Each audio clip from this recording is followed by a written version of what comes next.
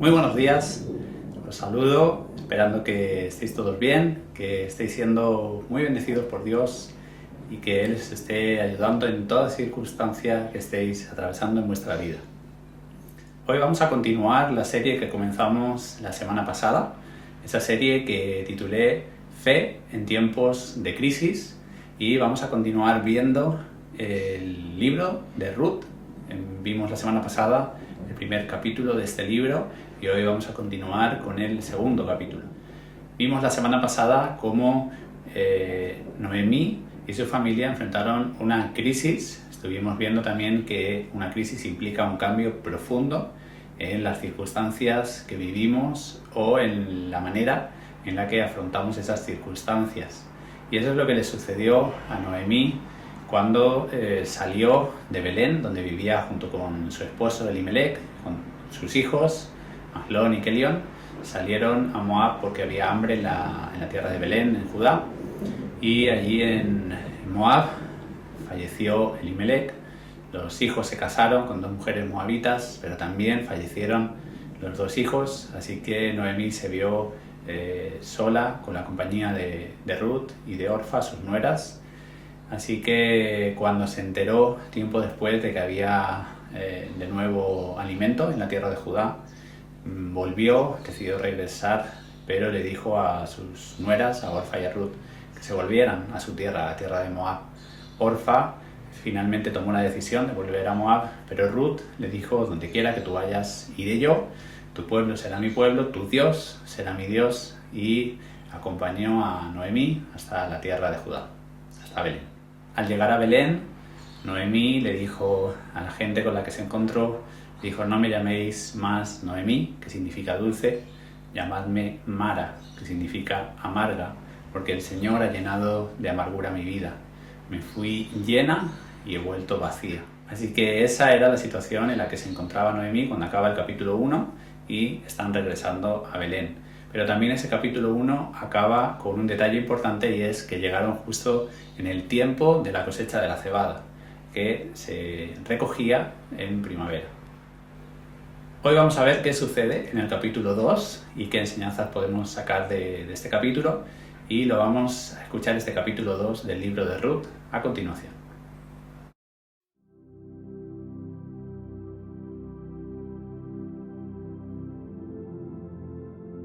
Tenía Noemí un pariente de su marido, hombre rico de la familia de Elimelec, el cual se llamaba Booz. Un día Ruth, la moabita, dijo a Noemí: te ruego que me dejes ir al campo a recoger espigas detrás de aquel que me lo permita. Ve, hija mía, le respondió ella. Fue pues, y al llegar se puso a espigar en el campo tras los segadores. Y aconteció que aquella parte del campo era de Booz, el pariente de Elimelec.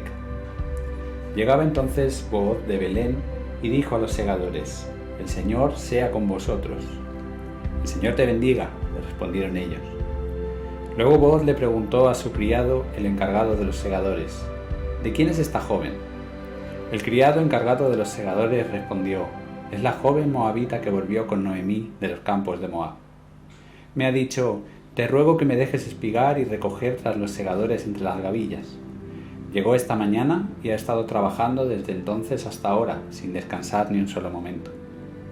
Entonces Booz dijo a Ruth: oye, hija mía, no te vayas, ni recojas espigas en otro campo. Te quedarás aquí junto a mis criadas. Fíjate en qué campo cosechan y síguelas, pues he mandado a los criados que no te molesten. Y cuando tengas sed, ve a las vasijas y bebe del agua que sacan los criados. Entonces ella bajó su rostro, se postró en tierra y le dijo: ¿por qué me tratas con amabilidad y te interesas por mí, si yo soy una extranjera? Booz le respondió: he sabido todo lo que has hecho con tu suegra después de la muerte de tu marido, y cómo has dejado a tu padre y a tu madre y la tierra donde naciste para venir a un pueblo para ti desconocido. Que el Señor te recompense por ello, y que recibas tu premio de parte de Dios, el Señor de Israel, bajo cuyas alas has venido a refugiarte. Ella le dijo: Señor mío, me has mostrado tu favor y me has consolado. Has hablado al corazón de tu sierva, aunque no puedo compararme a ninguna de tus criadas. A la hora de comer, Booz le dijo: ven aquí, come del pan y moja tu bocado en el vinagre. Se sentó ella junto a los segadores, y él le dio del guiso, comió hasta quedar satisfecha y aún sobró. Cuando se levantó para continuar su trabajo, Booz ordenó a sus criados que recoja también espigas entre las gavillas, y no la molestéis. Dejaréis caer también para ella algo de los manojos. Dejadlo para que lo recoja y no la reprendáis. Ruth estuvo espigando en aquel campo hasta la noche, y cuando desgranó lo que había recogido, sacó un total de 20 kilos de cebada. Lo tomó y se fue a la ciudad, y su suegra vio lo que había espigado. Sacó también las sobras de la comida y se las dio. Su suegra le preguntó: ¿dónde has espigado hoy? ¿Dónde has trabajado? Bendito sea el que te ha favorecido. Ella contó a su suegra con quién había trabajado y añadió: el hombre con quien he trabajado hoy se llama Booz.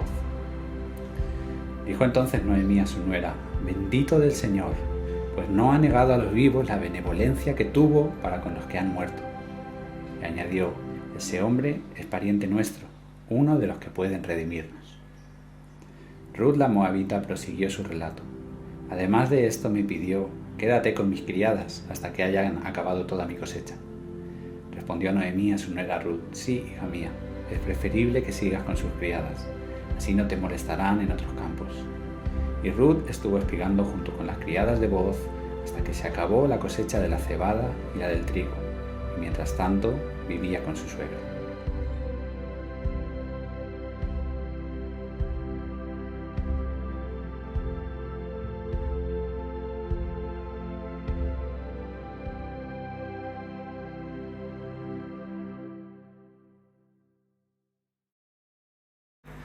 Como vemos en este capítulo 2, Ruth le pide permiso a Noemí para ir a espigar, a recoger espigas en el campo de alguien que se lo permita.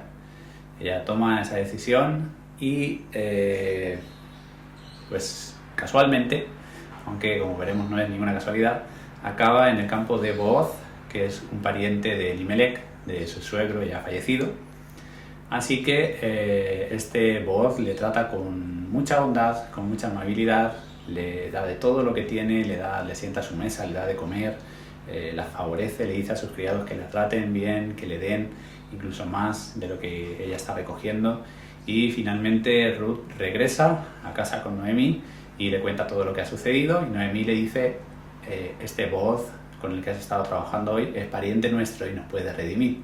Así que veremos un poco más acerca de esto en semanas siguientes, pero vamos a ver un poco acerca del contexto de este capítulo 2, igual que hicimos en el capítulo 1, para que nos ayude a situarnos y a poder entender mejor lo que hay en este segundo capítulo del libro de Ruth. Lo primero que debemos tener en cuenta en cuanto al contexto de este segundo capítulo es ese mandamiento que Dios había dado a su pueblo, al pueblo de Israel, para proveer a los necesitados. Era un recurso que había para ayudar a los necesitados, a las viudas, a los huérfanos, a los extranjeros, y lo encontramos tanto en Levítico, en el libro de Levítico, como en el libro de Deuteronomio. En Levítico 19, 9 y 10 leemos: cuando coseches la mies de tu tierra, no segarás hasta el último rincón de ella, ni espigarás tu tierra cosechada. No rebuscarás tu viña, ni recogerás el fruto caído de tu viña. Para el pobre y para el extranjero lo dejarás. Yo, el Señor vuestro Dios. En Deuteronomio 24, 19 dice: cuando recojas la cosecha en tu campo y olvides allí una gavilla, no volverás para recogerla. Será para el extranjero, el huérfano y la viuda, a fin de que te bendiga el Señor tu Dios en toda la obra de tus manos. Así que Dios proveyó este recurso de que cuando alguien tenía un campo y recogía su cosecha, que no recogiera todo lo que había caído, tanto si era del trigo, de la cebada, como si era una viña, y que eso que había quedado en el campo lo dejaran para la gente necesitada. Así que vemos también el cuidado que Dios tiene y el interés que Dios tiene en proveer para los necesitados. Y lo segundo que debemos tener en cuenta en cuanto al contexto de este capítulo 2 es eso que se define en el libro de Ruth como el pariente redentor. ¿Qué es eso? ¿Qué es eso del pariente redentor? Pues en Deuteronomio 25 también se nos dice que cuando moría un hombre que tenía hermanos, uno de esos hermanos debía tomar a la mujer del difunto para darle protección, como vimos la semana pasada, las viudas quedaban en una situación muy, muy vulnerable, así que también es un medio que Dios provee para ayudar a las viudas.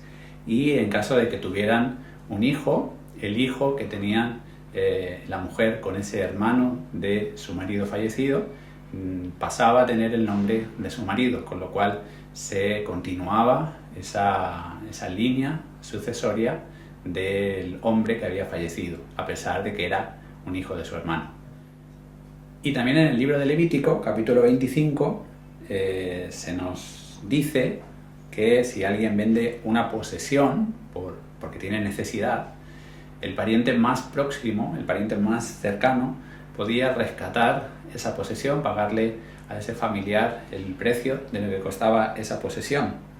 Así que vemos en este capítulo 2 del libro de Ruth que Booz es ese pariente que puede redimir a la familia de Noemi porque es un pariente próximo de Elimelech. Qué casualidad, ¿verdad? Que Ruth, que decide ir a espigar, a conseguir algo de alimento para ella y para Noemi, pues acaba precisamente en el campo de Booz, que es un pariente redentor de ellas, pariente redentor de su familia. Obviamente esto no es ninguna casualidad, esto es lo que solemos denominar la providencia divina, la providencia de Dios. Es el cuidado que Dios tiene de sus hijos, hasta en los más mínimos detalles. Así que en medio de la crisis, de esas circunstancias tan terribles que estaba pasando Noemí, se abre una oportunidad en este capítulo 2. Y precisamente se suele decir, yo no soy experto en este idioma, pero se suele decir que en chino la palabra crisis está formada por dos caracteres, que el primero de ellos significa peligro y el segundo significa oportunidad. Como digo, yo no soy experto en chino, no sé si alguno de vosotros lo es o alguien que hable chino nos está viendo, pero eso también nos enseña un principio de las crisis, y es que en las crisis nos podemos hundir, pero en las crisis también hay un tiempo de oportunidad. Siempre llega un momento en el que esa crisis se puede transformar en una oportunidad que Dios nos da para comenzar, para que haya un nuevo comienzo en nuestra vida. En este capítulo 2 del libro de Ruth hay tres personajes principales, son Booz, Ruth y Noemi, y me gustaría que viéramos un poco acerca de ellos y de lo que podemos aprender de estos tres personajes. El primero de estos tres personajes, como digo, es Booz, ese pariente de Elimelech, que también nos dice la Biblia que era un hombre rico. Y ahí rico significa un hombre pues, que tenía posesiones, pero también un hombre que era de una alta posición social, era un hombre que tenía influencia, era poderoso, era alguien respetable. Vemos también que Booz era un hombre piadoso, un hombre que tenía a Dios presente, y lo vemos en su conversación tanto con los criados como con Ruth. Es un hombre también Booz que actuó con bondad, un hombre generoso, un hombre amable, un hombre bondadoso, y lo vemos en su trato hacia Ruth. Pero también Booz es para nosotros un ejemplo, un reflejo de la gracia de Dios en nuestra vida. Cuando Booz llega al campo y pregunta a sus criados, porque ha visto a alguien que no conoce, pregunta de quién es esa joven, ¿no? ¿Quién es esa joven que estoy viendo? ¿De dónde ha venido? ¿De qué familia es? Y el encargado de sus criados le responde: es la joven moabita que ha venido con Noemí. Y esa expresión, la joven moabita, no es cualquier cosa, porque para un israelita una moabita no era cualquier persona. Una moabita era una mujer integrante del pueblo de Moab, que era uno de los enemigos de Israel, como vimos la semana pasada, y era un pueblo despreciable a los ojos de los israelitas. Era una mujer extranjera, era una mujer de una tierra lejana, de un pueblo despreciable. Y por cierto, quiero hacer aquí corregir algo que dije la semana pasada. Dije la semana pasada que los moabitas adoraban a Moloch, al cual se le ofrecían sacrificios de niños. Eso no es correcto. El dios que adoraban los moabitas es el dios Quemos, al que también se le ofrecían sacrificios humanos. Así que no era Moloch, pero era Quemos. No era muy diferente. Booz podía perfectamente haber tratado a Ruth con superioridad, con dureza, haberla despreciado y no haberla favorecido de la manera en que lo hizo. Sin embargo, la trató con honor, le dio mucho más de lo que podía darle. La trató con un favor inmerecido. Y el Nuevo Testamento habla precisamente así de nosotros. Dice el segundo capítulo de la epístola a los Efesios: vosotros estabais muertos en vuestros delitos y pecados. Era otro tiempo en el que vivíais siguiendo la corriente de este mundo y conforme al príncipe del poder del aire, que es el espíritu que ahora opera en los incrédulos. Entre ellos vivíamos también todos nosotros en otro tiempo, y seguíamos los deseos de nuestra naturaleza humana y hacíamos lo que nuestra naturaleza y nuestros pensamientos nos llevaban a hacer. Éramos por naturaleza objetos de ira, como también los demás. Pero Dios, que es rico en misericordia, por su gran amor con que nos amó, aun cuando estábamos nosotros muertos en pecados, nos dio vida juntamente con Cristo. Es por gracia que sois salvos. Y juntamente con Él nos resucitó y asimismo nos hizo sentar en los cielos con Cristo Jesús, para mostrar en los tiempos venideros las abundantes riquezas de su gracia y su bondad para con nosotros en Cristo Jesús. También dice el apóstol Pedro en su primera epístola, capítulo 2, versículo 10: vosotros que antes no erais pueblo, ahora sois pueblo de Dios. Vosotros que antes no habíais alcanzado misericordia, ahora habéis alcanzado misericordia. Y también en la epístola a los Efesios el apóstol Pablo dice: pero ahora en Cristo Jesús, vosotros que en otro tiempo estabais lejos, habéis sido hechos cercanos por la sangre de Cristo. Nosotros estábamos lejos, no éramos pueblo de Dios, no merecíamos misericordia, éramos objeto de la ira divina, como Ruth en Belén. Pero Dios se acercó, tuvo misericordia, nos hizo pueblo suyo y nos hizo sentar en un lugar de honor, como hizo Booz con Ruth. Booz no solamente le permitió a Ruth espigar, recoger las espigas que habían caído en el campo tras la cosecha, sino que la sentó a la mesa junto con sus segadores. Le dio un lugar de honor. Ella no era nadie de su familia, ni ningún trabajador, ningún segador, ni siquiera era de sus criadas, pero la sentó a la mesa, le dio mucho más de lo que le correspondía. Además, ordenó a sus segadores darle un extra, dejarle que recogiera de las gavillas, de lo que ya se había recogido, le permitió recoger a Ruth, y además le ordenó a sus criados que dejaran caer más espigas para que ella las pudiera recoger. Y esto me recuerda mucho a lo que también dice el apóstol Pablo en Efesios: Dios nos ha bendecido a nosotros con toda clase de bendiciones espirituales. Dios no nos ha dado sus obras, tenemos toda la riqueza de Dios a nuestro alcance. Por eso es importante que recordemos lo que Booz le dijo a Ruth en el versículo 8: no te vayas ni recojas espigas en otro campo. Tienes aquí todo lo que necesitas. Y es que muchas veces estamos tentados, e incluso sucede, que vamos en busca de otros campos en nuestra vida, teniendo toda la riqueza de Dios a nuestro alcance, teniendo toda la misericordia, la gracia y el favor divino en nuestra vida. Vamos a otros campos buscando seguridad para nosotros, buscando nuestro sustento, buscando esa provisión, buscando nuestra seguridad, nuestro refugio. ¿En qué campo estás espigando? ¿Estás espigando en el campo de Dios? ¿Estás recogiendo toda la bendición, toda la riqueza que Dios tiene para tu vida? ¿O estás buscando en otros campos que no son el campo de Dios? Porque es muy importante que recordemos lo que Noemí le dijo a Ruth al final de este capítulo 2. Es preferible que sigas en su campo. Es como le dijo Pedro a Jesucristo: Señor, ¿a dónde iremos? Tú tienes palabras de vida eterna. ¿En qué campo vamos a espigar? ¿En qué campo vamos a encontrar alimento para nuestra vida? Solamente en el campo de Dios. Así que, como le dijo Booz a Ruth: cuando tengas sed, ve y bebe del agua que está a tu disposición, y siéntate a la mesa y come en la mesa de Dios. Porque, como se dice de Booz en este capítulo, Dios no ha negado a los vivos la misericordia que mostró con los que ya han muerto. Vemos a lo largo de toda la Biblia cómo Dios derrama de su favor, cómo Dios está obrando en la vida de las personas que vemos en su palabra, pero esa misma benevolencia, esa misma misericordia, esa misma gracia, ese mismo favor está disponible para nosotros que estamos vivos en este momento. Estamos estudiando los miércoles la vida de los patriarcas, vemos cómo Dios obra en la vida de los patriarcas, aun cuando ellos no eran ni siquiera conscientes. También lo vemos en este libro de Ruth y también sucede en nuestra vida. Ese mismo favor de Dios, esa misma gracia de Dios está disponible para nosotros hoy en día.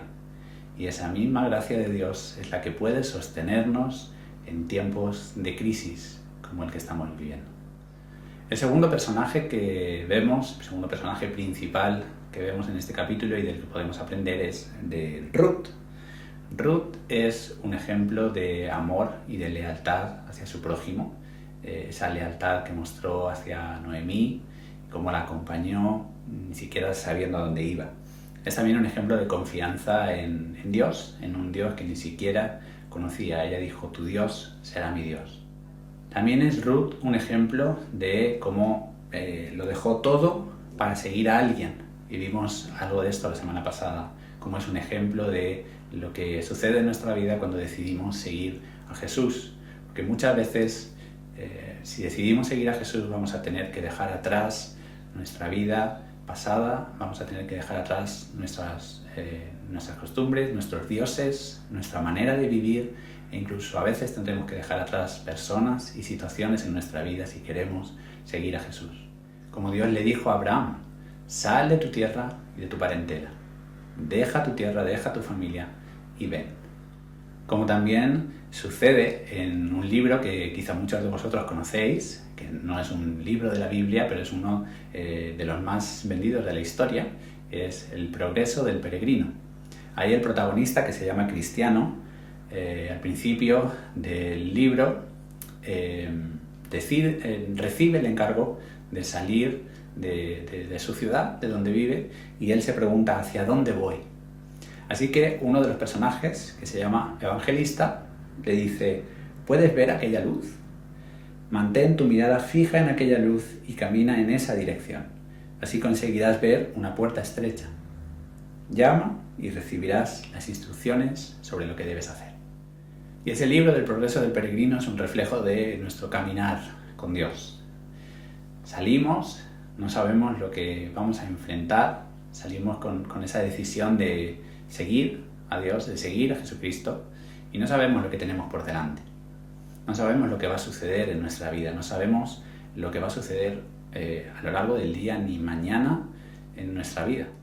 Pero tenemos la dirección de Dios, tenemos su palabra, que es una luz en nuestro camino, y tenemos también la dirección y la guía de su Espíritu Santo en nuestra vida. Para ello, como en el caso de Ruth, muchas veces tendremos que dejar atrás cosas en nuestra vida. Pero Jesús prometió, no hay nadie que haya dejado casa, o padres, o hermanos, o mujer, o hijos por el reino de Dios, que no haya de recibir mucho más en este tiempo y en el tiempo venidero la vida eterna. Ruth también es para nosotros un ejemplo de humildad. Ella dijo, ¿por qué me tratas de esta forma si yo soy una extranjera? Si no soy nadie de quien tengas que tratar así. Así que es importante en nuestra vida recordar que no somos dignos del favor que recibimos de Dios, que no somos merecedores, que no somos nadie de quien Dios se tenga que apiadar. Sin embargo, Dios lo ha hecho.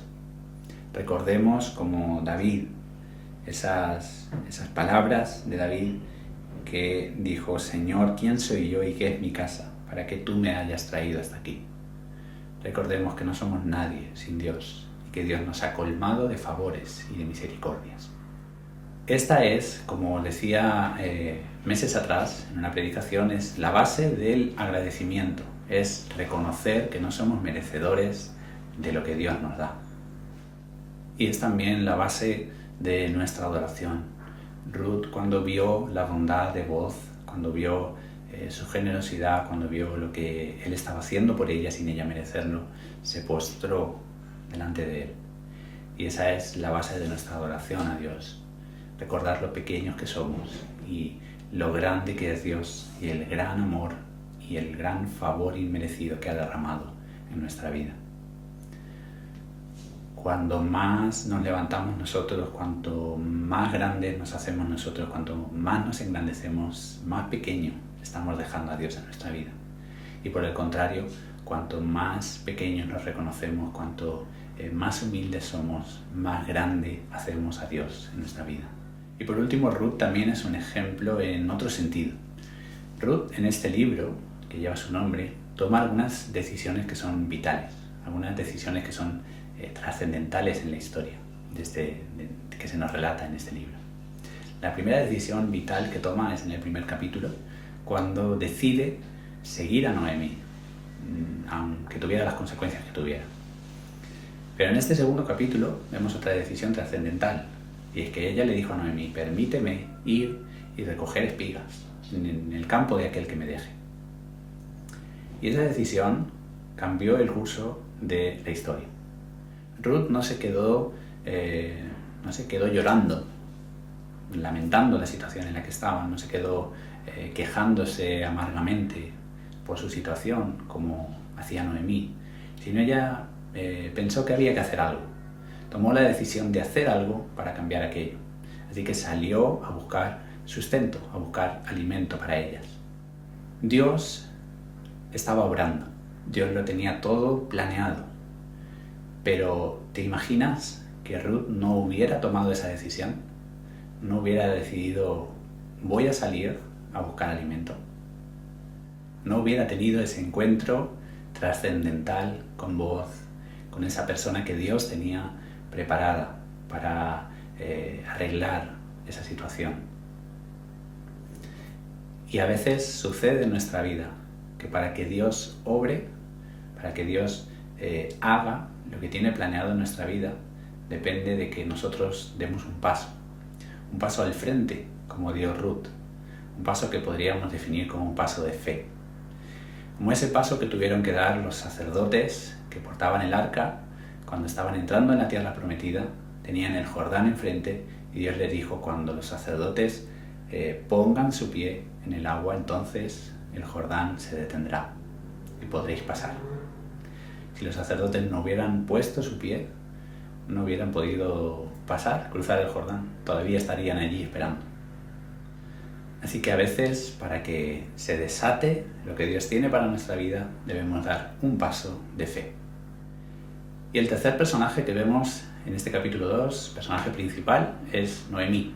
De Noemí no voy a decir mucho, solamente quiero resaltar una cosa, y es que aún en medio de nuestro dolor, aún en medio de nuestra amargura, de nuestra queja, de nuestro lamento, de nuestro sufrimiento, de nuestras crisis, Dios obra. Aun cuando parece que no está sucediendo nada, aun cuando aparentemente todo continúa igual, Dios está obrando, Dios ve mucho más de lo que nosotros vemos. Y Dios sigue trabajando en nuestra vida. Como dice la palabra de Dios, el que comenzó en nosotros la buena obra, la perfeccionará hasta el día de Jesucristo. Noemí acaba el capítulo 1 amargada, diciendo: llamadme Mara, llamadme amargura. Pero acaba el capítulo 2 con esperanza. Cuando recibe esas noticias de Ruth, Noemí es como que se le ilumina todo y dice: bendito sea Dios. Ahora tenemos esperanza, ahora sí. Hay esperanza, hay futuro. Para los que sois más futboleros, hay partido. Y no sé si visteis el partido del otro día de la Copa del Rey, el Granada y el Barcelona, pero en el minuto 88 el Granada iba ganando 2-0, el Barça empató el partido en 5 minutos y en la prórroga ganó el partido. Cuando parecía que todo estaba perdido, consiguieron la victoria. Y eso es lo que vemos en el libro de Ruth. En el capítulo 1 vemos un panorama desastroso, un panorama desolador.